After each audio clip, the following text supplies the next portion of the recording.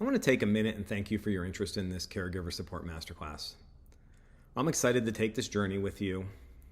Since this seed was planted years ago, there has been many opportunities to water this topic, either drip by drip or at times with hurricane force intensity, as you will hear. Through those experiences, this content has been able to be cultivated and pruned. I'm here to tell you I have been on all sides of the fences when it comes to this material. I have witnessed things that worked and those things that don't work. I have been in the middle of some of those storms that have ensued, but I have also been witness to the deep connection, the calm, and the joy that being a caregiver can bring. I promise you there is a better way. As we embark on this journey, I have set a destination in the GPS for the corner of connection without expectation and presence without judgment. Hey everybody, I want to talk to the caregivers out there. Are you experiencing feelings of frustration, anxiety, overwhelm, or inadequacy as you're caring for a loved one or a paid client? Have you found yourself sitting in a car just like this longer and longer, trying to muster up the energy to get out to walk through that door because of the uncertainty of the situation you may find, or maybe because of the stress level you know you will find? I'm here to tell you that being a caregiver is difficult. The struggle is real, and you're not alone. We are required to pay attention to the other person's feelings, which may include fear, anger, shame, sadness, as well as our own. We're also required to pay attention to what's going on right in front of us, but then also be aware of those things we see and don't see in the rearview mirror. How has a person's past experiences with health or with caregiving affecting what's going on right now, or their willingness to actually accept the care? If we're caring for a loved one, how has past experiences with them maybe caring for us also influencing the type of care that we're provided? Being a caregiver is difficult. There's a lot of things going on. We have things in our own lives that we have to process, but then we also have to be attentive and attuned to what the other person's going through. And I'm here to tell you there is a better way to care. There is a better way to do that, to actually be attentive and be attuned to the other person's needs, but then also not losing yourself in the process. I think Rosalind Carter said it best. There are 4 kinds of people in this world: those who have been caregivers, those who are currently caregivers, those who will be caregivers, and those who will need a caregiver. I'd like to introduce myself. My name is Pete Barusik. I have been a physical therapist now longer than I have not been a physical therapist. So in those 30 years, I have been in every type of setting, from the hospital to acute care to private practice, but the majority of my time, over 20 years, has been in the home health setting. So you can say my office is either sitting on someone's couch or sitting in my car driving to the next client. If you really want to know what's going on with somebody, spend some time in their home. It's easy for a client or a family member to make up a narrative when you're in the hospital or in the doctor's office. It's another thing to sit inside their home and to experience their environment firsthand, to see those emotions, to feel those emotions. Over those years sitting on that couch, I have felt every type of emotion that you can imagine from people, from fear to anger to sadness to anxiety to inadequacy as far as caregiver taking care of them. I've seen it all, and I have been in the middle of some of those storms between families, their caregivers, their paid caregivers, and I have felt that frustration as they screamed at each other. But I've also been on the other side where I have seen some amazing examples of what being a caregiver is all about, of how people are showing up and being there without judgment. So those years of being in home care, this is where those seeds for this course were actually planted, sitting on that couch. And then going in my car and driving between clients, I was able to reflect on the time I was in the home, the situation, and then also think about maybe how could I have done that a little bit better situation. It's one thing for me to be in someone's home and to provide my opinion, my thoughts on how maybe the caregiver needed to act or how that client needed to react to their caregiver or to try to make them more compliant. It's another thing to actually be in that situation myself. I could give advice and then I could turn around, get in my car and go on to the next person, only to find out that maybe some of that advice I was giving was probably not the best advice. We stand at a crossroads in regards to caregiving. Caregiver burnout is real and it is only growing. We have a healthcare system that since COVID is overwhelmed and in search of answers. The way I see it is that we have two choices. We can continue to view the situation as a problem or challenge, or we can see it as an opportunity. So what is that opportunity? As I spent more time tending to my caregiver garden and digging more into the specifics, I want to provide some insight into why I felt a calling to take on this subject. If we look at the numbers, the U.S. Census Bureau in 2022 states we have 58 million adults over the age of 65, which makes up 17% of the population. If we fast forward and look at the year 2050, that expectation is that's going to increase to 82 million or 23% of our population. That is almost 1 in 4 in our population that will be over the age of 65. Now, the number of adults over the age of 80 around the globe is expected to triple from what it is now by the year 2050. What is concerning is that there was a study in 2017 that found that 62% of our adults over the age of 65 had more than one chronic health condition. High blood pressure was number 1. Osteoarthritis was right behind that. For anybody who know, high blood pressure can lead to a lot of the heart-related issues that we have, and osteoarthritis is probably one of the biggest factors as it comes to functional ability. What's also alarming is that the estimates are that we're going to see a 400% increase in diabetes by the year 2050. Another stat that is concerning is in regards to our numbers of those with dementia.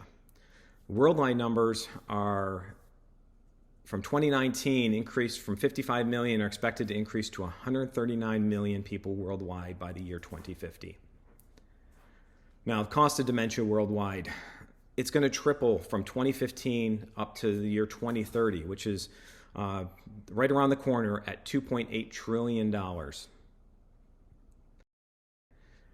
Let's take a look more locally. If we look at Alzheimer's in the U.S., we have estimated over 6 million Americans with Alzheimer's or dementia.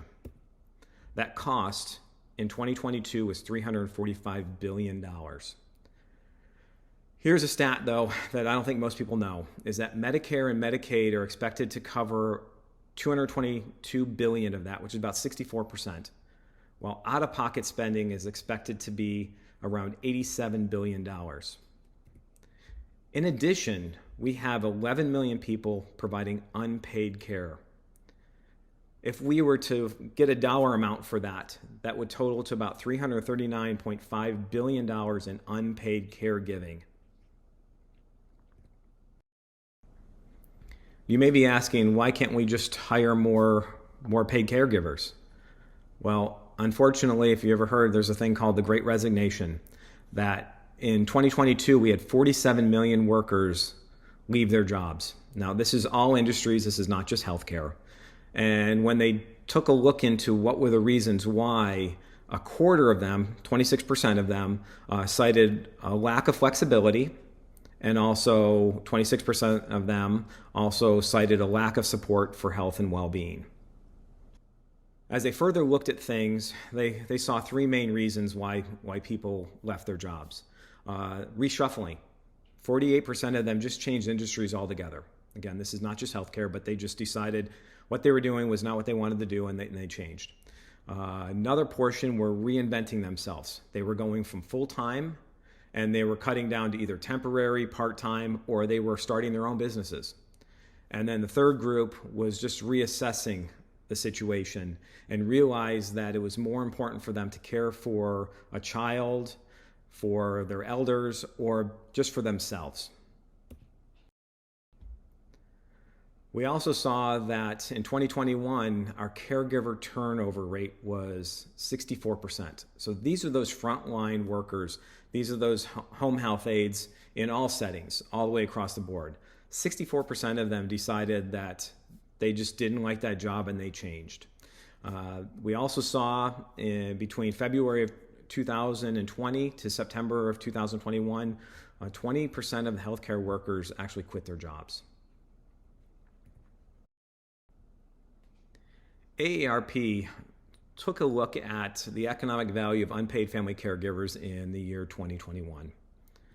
What they determined is that we have 38 million caregivers out there caring for a family member.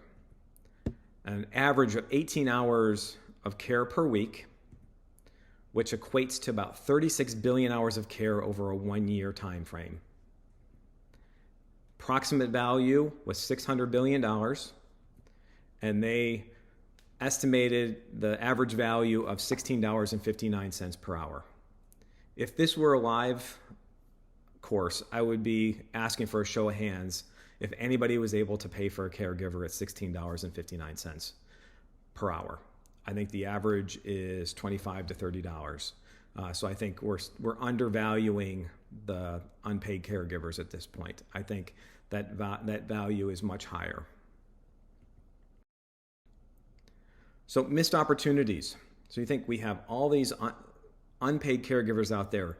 We must be doing a good job at helping them or giving them the resources they need. Wake Forest University School of Medicine did a survey that looked at caregivers of adult cancer patients, and they determined that they were often overlooked. We were doing a great job at screening patients for distress, 92.5%. But when it came to their caregivers, we were only screening them 16% of the time. Another opportunity here for us is University of Vermont Medical Center has started a program through their Dementia Family Caregiving Center. It's basically a peer-to-peer program that connects dementia caregivers with experienced mentors. So anybody going into this situation, they have a family member that was newly diagnosed, they are actually taking resources that are already out there that they just weren't utilizing well enough and now making that connection to people who have been in that situation and gone through it and helping them to walk through that process. As we take time to think about those 38 million unpaid caregivers, people are starting to pay attention. Congress just reintroduced the Credit for Caring Act on January 31st of 2024. This was first introduced in 2021, but it's been reintroduced as of January 31st, and it's been referred to committees in the House and Senate. What does that include? So it was determined that average out-of-pocket expense for family caregivers in 2021 was $7,242. It was also estimated that 78% of those providing care were incurring some type of expenses. And in some cases, the average was they were spending 26% of their income on caregiving expenses. If you look at down below, break it down over demographics, the highest portion that was spending a majority of their income was the Hispanic Latino population, and almost 47% was the average. So this is a bill that will hopefully help with some reimbursement or at least some tax credits to help these individuals that are just struggling financially. If we look down at the state level, Oklahoma passed a bill. So starting this year for 2024, the tax year, unpaid family caregivers will be able to claim up to $2,000 or $3,000 in tax credits for out-of-pocket costs incurred for eligible expenses. Now that depends on the person they're caring for. The $3,000 is for a veteran. Tax credits include installing ramps, durable medical equipment, assistive technology, and home health services. What Oklahoma found is that 93% of the Oklahoma family caregivers were paying some type of out-of-pocket expenses for things like the DME, transportation and home support services, and for respite care. Now, we talked about national level, we've talked about state level. Businesses are starting to take notice. If you think about it, in 2022, we said we had 47 million workers leave their current job. And they were citing lack of flexibility and lack of support for health and well-being. If we think about it, it's pretty expensive to onboard new staff. So what these businesses have started to do is look at their benefit packages and see what they can do to maybe rework some things, to provide some more flexibility, provide some of those health and well-being services. We know for a while childcare was a major focus. Now we're starting to see some adult care services being added, some paid caregiver services, some more additional time off to be able to care for a loved one. So there's a great article I highly recommend. Harvard Business School released it in January 2024, and it was titled "How Employer Support for Employees with Caregiving Responsibilities Can Benefit the Organization." I believe we're going to start seeing a trend more in this, to see what we can do to help people out as they struggle with caring for a loved one. This all started with COVID. COVID really changed things, and we were heading down this road anyways, but I think COVID just sped us along. So now that we've reviewed the specifics of the situation on a global scale and national scale, now it's time to talk about it on my personal level. Why is this so important to me as well? I have made a transition over this past year from home health physical therapist to a life coach. And the program that I'm going through, IPEC, they have these coaching foundation principles. And one of the ones that I have embraced for many reasons, which you'll hear, are all experiences are opportunity for growth. And boy, did I have some experiences that gave me opportunity to grow. As I said, I've been in the home health setting for 20 years. It was easy for me to give advice to people and then walk out the door. The benefit of also being in the home is, like I said, I've been able to see some really amazing examples of what it means to be a caregiver. To have that ability to not judge, to be there, to be supportive. But then, like I said, I've also been on the other side where I've been in the middle of those shouting matches. I learned firsthand what it was like in March of 2022. You see, I am part of what's called the sandwich generation. I am that age group. I'm not afraid to admit that I'm in the 50 to 59-year-old age group. I'm part of that group that has parents over the age of 65 and then are still caring for children under the age of 18 or adult children that we are providing financial support. Anybody in my age group knows a lot of our college children have come home, either can't find a job or has a job that's not paying them what they need to, and so we're still providing some financial support. As I said, part of that sandwich generation is my parents are over 65. I'd like to take a minute and introduce you to these lovely people here. This is my mother, Mary, and my father, Pete. In February of 2022, I learned the hard way of what not to do. My mother had back surgery and had some complications where she was in the hospital a little bit longer. Actually, it was pretty rough for a while as she was recovering from her surgery due to some other medical issues. They live in a different state than I are. They're in New York, I'm in North Carolina, and I felt it was necessary for me to take some time off and apply for family leave.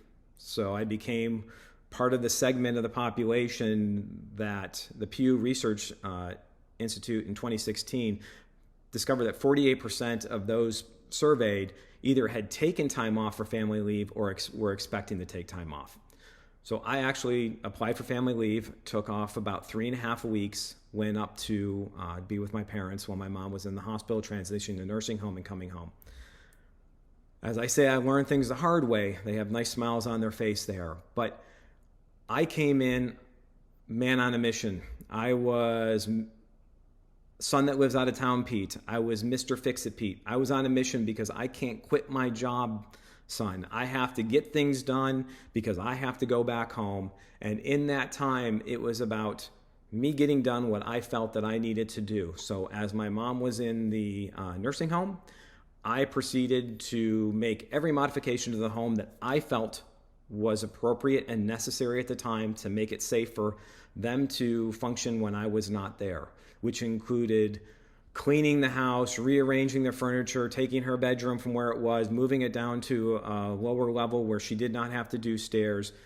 I did not ask my mother's opinion on anything. I came in, like I said, I was on a mission. I have to get this stuff done. And in that process of doing that, Goodwill of Western New York made out well. My mother is a sewer, and she likes to have things out, as she says, close to her so she can reach. I saw that as clutter. Things are in her way. She can't get through. And we decided to box stuff up, get rid of things that needed to, and Goodwill of Western New York made out pretty well. The problem was, you see this picture, there was a smile on her face. I left town. That was when I left town. I even deputized my father. There was a new sheriff in town. That went well for the moment, but unfortunately my father got a little bit of grief. I still think it was funny, and I still think it was appropriate, but my mother didn't quite care for that. And then when she finally did get downstairs to take a look at her basement and saw what I did, I think there was probably a 5-day window where she did not take my calls. She would not talk to me. She was actually mad at my dad for actually talking to me. Luckily, we have worked through all those things. As I said, my caregiving tree, my plant, was pruned pretty well during that. So I learned some valuable lessons. Like I said, all experiences are opportunity for growth. I grew a lot in that process. I learned to listen a little bit more as we move forward, which was a good thing because, as you'll hear, this was the first of 2 times I have taken off on family leave because my mother had some complications for another procedure the following year as well. So as I said, I've been a physical therapist for 30 years. I've been part of the sandwich generation, had to take some time off to care for my mother. I'd like to introduce these 3 lovely ladies. On the left is my mother-in-law, Betty. On the right is my wife, Marissa. And in the middle is lovely Leona. Leona in this picture is 89 years old. She and Betty have been friends for over 75 years. And Leona lived in Pennsylvania. We happened to come in June for my nephew's graduation. And Leona was to the point where she just wanted to die. She's never been married, never had any kids, actually lives in the same house that she grew up in. So her whole life has been in the same house, 89 years. And she was to the point where she just wanted to go to a nursing home and die.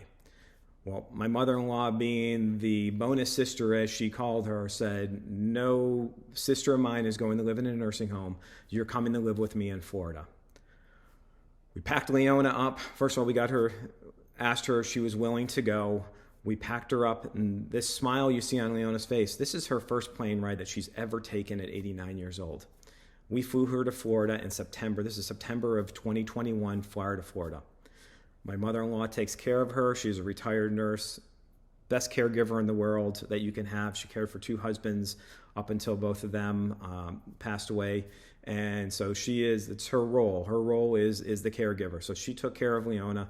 Unfortunately, Leona's health started to decline over the years. It became more difficult. Her dementia started to progress a little bit. It became more of a challenge. So in September, Leona keeps asking, where's Marissa? When's Marissa coming down? When's Marissa coming down?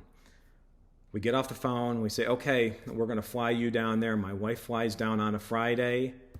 And on the following Tuesday, Wednesday, Hurricane Ian comes through, destroys the house they were living in. Luckily, we had gotten them to a safe place. But now my wife has to assume the responsibility of helping both of them in an Airbnb for almost 2 weeks, a week without power, caring for them. Obviously, they can't live in their home, so the only option is going to be for me to come down, get them, and to move to North Carolina to live with us. We have a 2-story house, so we're making all these plans. We're figuring out, okay, we're going to put my mother on the 2nd floor. We'll put Leona on the 1st floor in a hospital bed. We'll make this work. We'll figure out what we're going to do. And then on our exit from Florida, we stop in Orlando, and my mother-in-law falls in the house we are renting, misses a step, falls, breaks her hip, undergoes a total hip replacement in Orlando Regional Medical Center. So our 1 day in Orlando turned into 5. couple issues at this point is that Leona's health was continuing to decline. The hurricane took a lot out of her. That was talk about stress and upheaval. She's a very organized person as far as things are very routine based. There was no routine at all as we were dealing with the effects of the hurricane. Mother-in-law breaks her hip. Okay, now we have to reevaluate things. Leona now gets her second plane ride home to North Carolina, and then we have to revamp things. So my empty nest that we had for 4 years, and boy, we had a nice 4 years, became full again. We have my mother-in-law on the first floor, and Leona we have to take up to the second floor. But at this point, she could still barely get up and down the stairs, but it was becoming more of a challenge. As her health continued to decline, so this is now, we are in October of 2022, first week in October 2022, her health had declined so much from just the stress of all the trip and everything that we were able to get hospice in. So AuthoriCare Collective came in, started seeing her in the house. Now to complicate things, we all came down with COVID.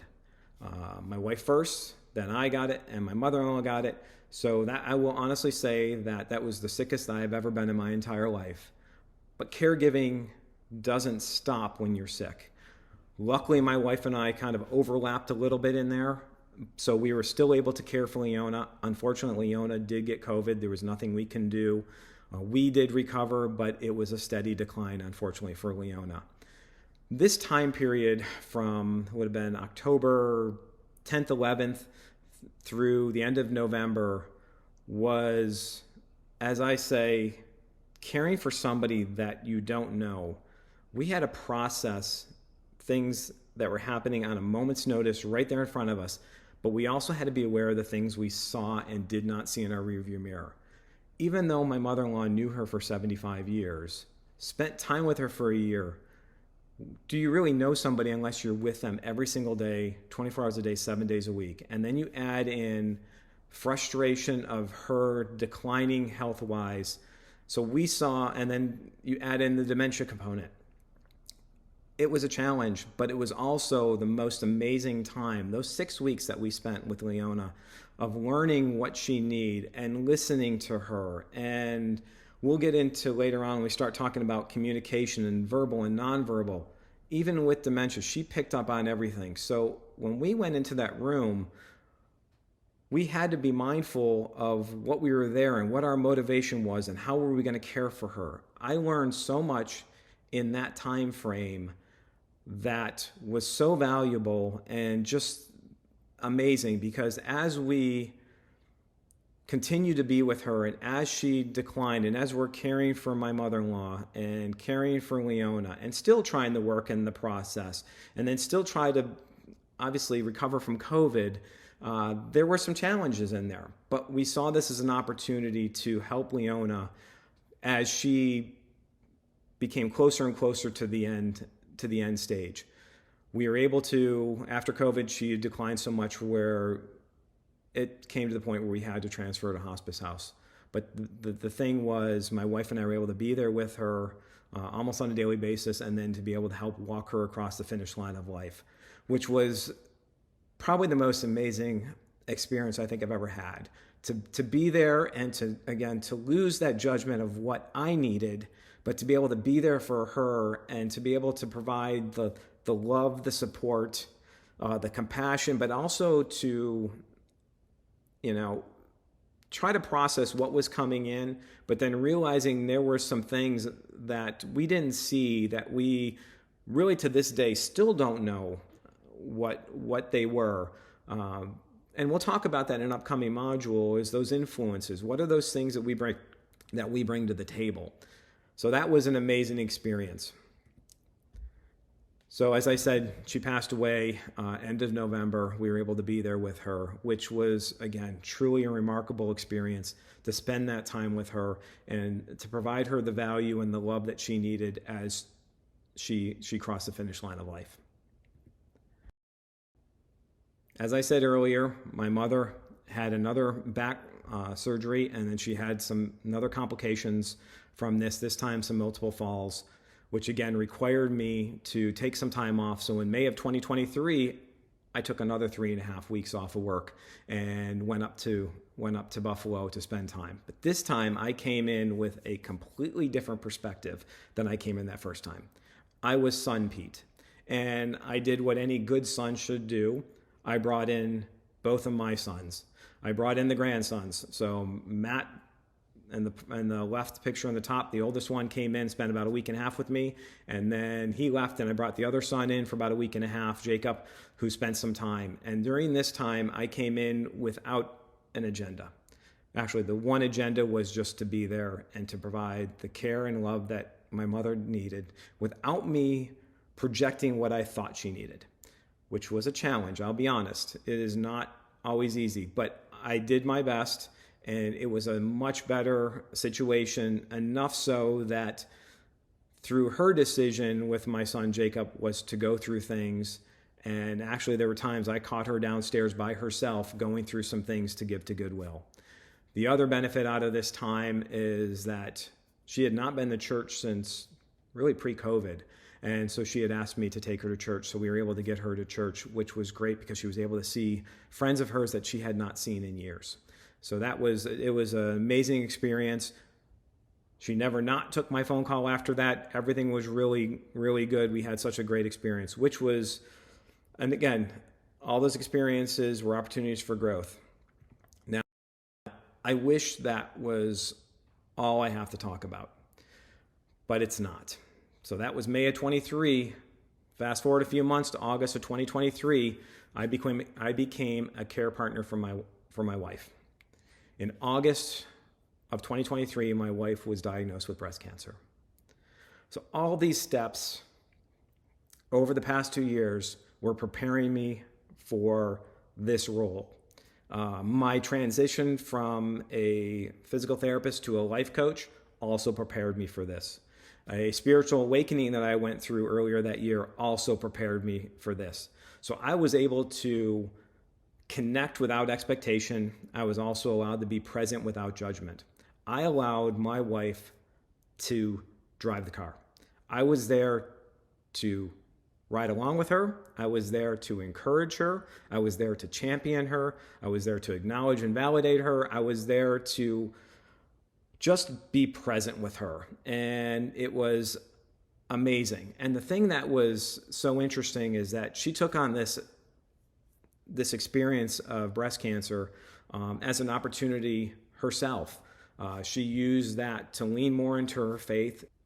We leaned into each other, which meant that our relationship became stronger than it ever was before. There was value every single day in our time together. Initially, she wasn't sure what type of treatment she wanted. Again, I stayed out of it and allowed her to make those decisions herself. What was supposed to be a simple lumpectomy turned into a mastectomy due to finding two more cancerous lesions.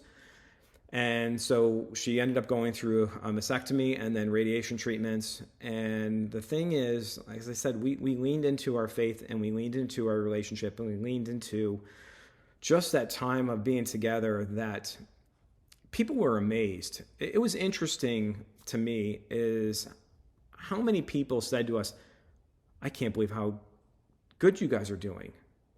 You can't be. Like they were expecting us to be miserable and to see this as this huge obstacle. And instead we embrace the opportunity to just help other people around us and to just be closer. Let's just take a deep breath. I know that's a lot of information. I wish I could tell you that I made that story up. It's incredible to think back on the journey that has happened since really 2022. All that has happened. So what you've heard so far, this is module number 1. I call it the planting and nurturing. This is where those seeds were planted and nurtured and pruned and be able to grow into this Caregiver Support Masterclass that you are getting ready to start your journey with. So what are those things that we're going to talk about as we move forward here? Module 2, we're going to look at health and wellness. What are those influencers to the picture we see right in front of you? As I said, we cared for Leona in our house. I had small little snippets of pictures that I've known over the years, but I did not know her really until I spent time with her and with an open mind of trying to learn more and seeing what it took for us to care for her. So what are those things that we bring to the table, all of us, as caregivers, as someone who's going through a health event? What are those things that we bring to the table? I call them those beliefs, the values. What is our history with illness? What is our history with caregivers? What are those expectations that we have? What is our motivation on both sides? Like I said, from the caregiving side, and then what from the person going through the health event. And then what is our need for control? How do all those things work together? How can we work to navigate them? So we're going to dig into that a little bit deeper. And then we're going to redefine terms. Following this module, there is a quiz that I please encourage you to take, whether you move forward and decide that you want to continue on with this course or not. Please fill that out, because I really want to know more about what are those things that come up when you think about patient and when you think about caregiver. What are those thoughts and feelings that are evoked inside of you? And then also want to look at, there's some questions about, again, health and wellness. What are those things that you bring to the table? It'll help us to try to move this forward, because we're in our infancy. I'll be honest. This course is not here to give you all the answers. This is to start the discussion.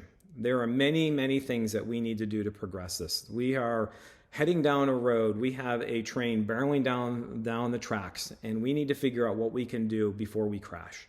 So this is to help us move forward. And as you heard, with all the things that are starting to happen on the national, state, and local level, these are some things that we need to continue to look at. Module 3 is going to be on communication and motivation.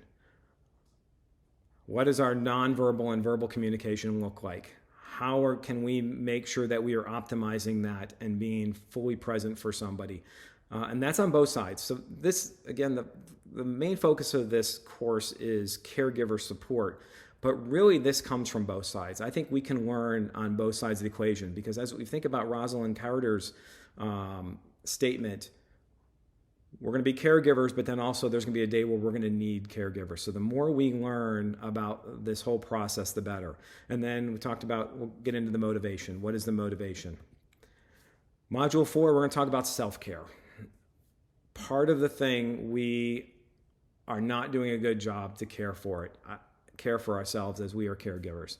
I can see it being a struggle. I have been in many, many homes over the years where the caregiver is 100% focused on their spouse or their family member, where they are completely lost in the shuffle. They are not there. They don't exist. It is all about what that other person needs.